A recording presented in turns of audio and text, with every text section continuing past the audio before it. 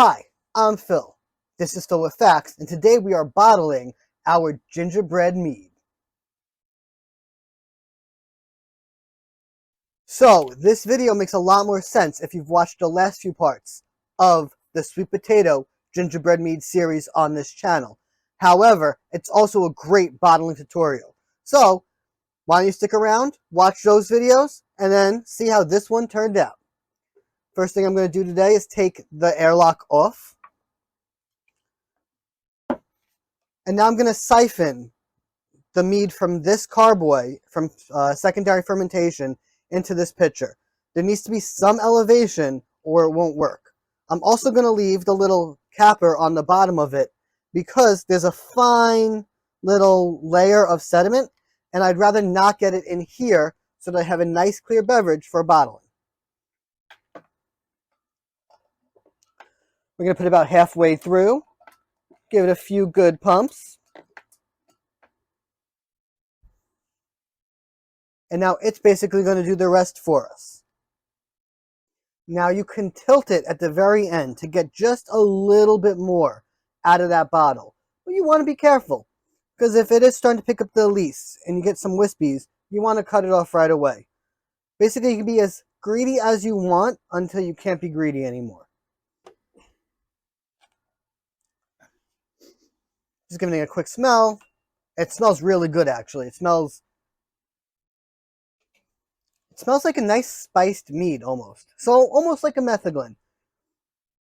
I'm hoping for the result of a nice gingerbready tasting mead.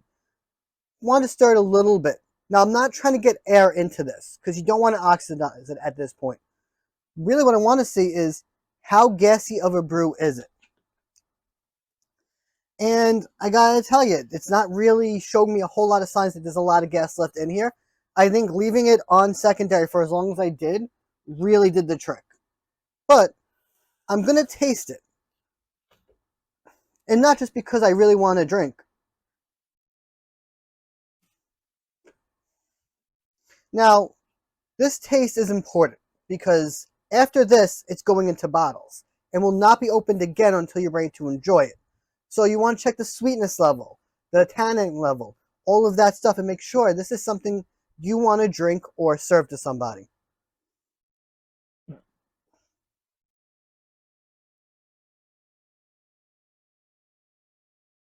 On the nose, I'm getting all of the spices and a little bit of that ginger. It's nice.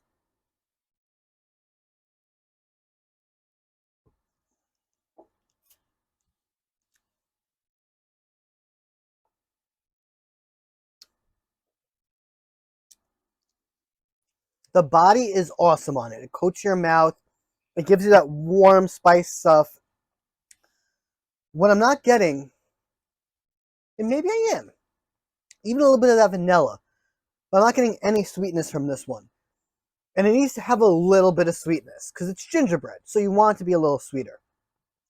I typically like stuff on the drier side, and I could drink this as is. But then what would be the point? So today I have erythritol. Now, that's my sweetener choice. It's about a 1-to-1 ratio with sugar, but it's non-fermentable. Now, that's important. You cannot put a fermentable sugar into here and then just bottle it and leave. There still might be yeast in suspension even though it's a crystal clear beverage. If those yeast wake up and have a fermentable sugar, they will go back to work. If you don't know how much sugar is in it, or if it's more sugar than these bottles can handle pressure-wise, they might pop. And I mean physical, like bottle bomb pop. No predictability to it. Just when it decides to do it, it'll do it. So erythritol is a non-fermentable sugar. It's actually a sugar alcohol. So there's no fear of it carbonating. It just won't happen. And I'm going to add about a 1/4 cup. You know what? No, I'm going to add 1/2 cup today. Because it's gingerbread. And I want it to be sweeter. Now we're going to stir this as carefully as possible to incorporate the erythritol throughout the entire beverage. We don't want some sweet bottles, some non-sweet bottles, and that last bottle at the bottom that got all of the sugar sucked up is uber ultimate pen sweet. No, we don't want that. However, you want to be careful because you also don't want to get oxygen into the brew at this point. So it's kind of like mixing until you're comfortable and then stopping.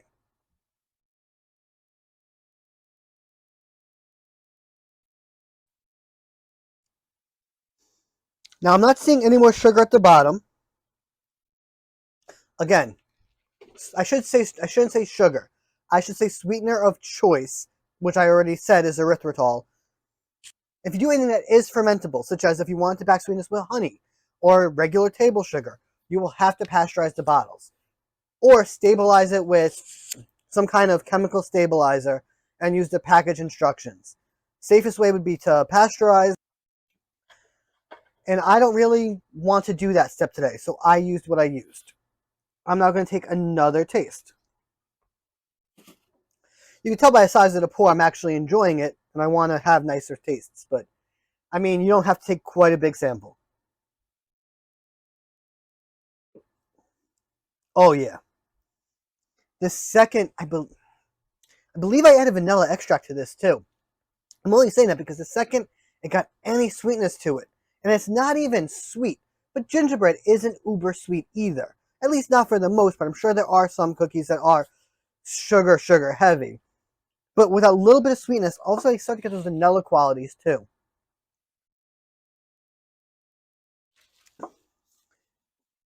This is that beverage that you literally just pour into your cup, sit back in your most comfortable chair.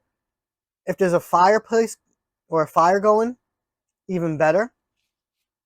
And you just enjoy those nice, cold winter nights. Like, this is that. This is a holiday in a cup.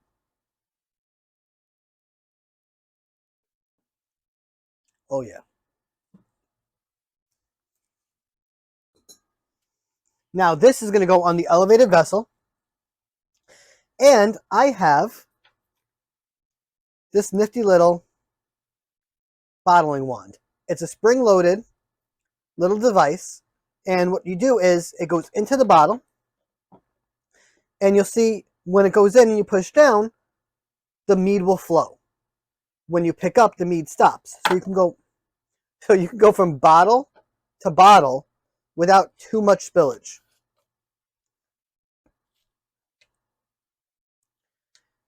All right. You want to make sure all your parts are connected. And I took the little cap off the bottom because I don't have to worry quite so much this time about getting anything from the bottom into the brew because we got all the lees out.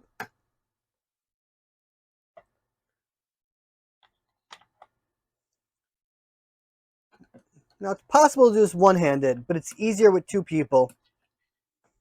But I got it to work. So now this is going to work pretty much how the first siphon worked. The first racking, I should say. Where it's just moving one liquid into the other without introducing a lot of oxygen. It doesn't need to be in there. Now, if you don't have the bottling wand, you have to be a little bit more careful. But with this, I'm literally going to go to as tall in the bottle as I can. And then when I pull out the wand, it's going to give me extra room. And that's going to be how much room each bottle is going to have. And it should be equal.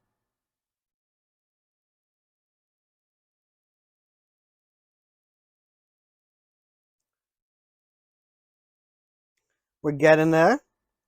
We're getting there. And now we stop. Perfect. And there might be a couple drips. But basically now what you want to do is wash, rinse, and repeat. So I ended up with 4 full bottles and 1 half bottle. Now that half bottle, you're going to want to put it, well, you're going to want to drink it sooner rather than later. So I put a cap on it. Even if it survives this video, put it in the fridge. In the next day or so, drink it. You made it. It tastes good. You should enjoy it. As for these bottles, these are shelf-stable bottles that will last years, wherever you, as long as you keep them in a cool, dark environment.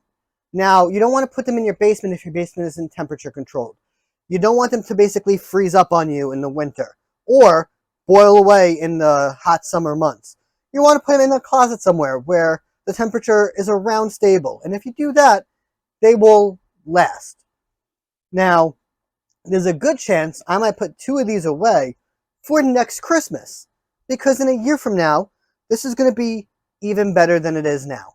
And the other 2, I'll probably drink on some of those colder, snowier days, because this is the beverage for that. But all in all, I'm going to call this one a success, because it really does have a lot of those gingerbready notes. And using a sweet potato base just gave it a nice body and mouthfeel, and really replicated that cookie aspect I was looking for. Yeah. If you make this recipe, please let me know in the comments what you think about it, because I think it's fantastic, but I'd love to get your thoughts and opinions on it. If you have any questions, comments, or concerns about bottling or anything you saw today, also let me know. Please subscribe to this video and I can show you more content. But that's really all I have for now, guys. Thank you so much for watching. I'm Phil. This is Phil with Facts. And until next time, guys, cheers.